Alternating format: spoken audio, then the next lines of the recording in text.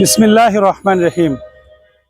আল্লাহ পাক সূরা আনকাবুতের 38 থেকে 42 নম্বর আয়াতের মধ্যে বর্ণনা করেছেন, আমি আদ এবং সামুদ জাতিকে ধ্বংস করেছি, তাদের ঘরবাড়িগুলাই তোমাদের জন্য প্রমাণস্বরূপ।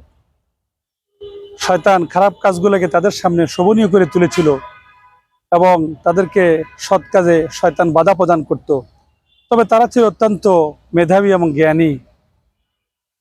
আমি কারণ হামান এবং ফেরাউনকে মূসার মাধ্যমে স্পষ্ট নির্দেশনা সহ সাবধান করেছি, কিন্তু তারা দম্ভ করে বেড়াতো, তারা মূসাকে মানে নাই। আমি তাদের প্রত্যেককে কঠিন শাস্তি দিয়েছি, তারা কেউ আমার শাস্তি থেকে বাঁচতে পারে নাই। কাউকে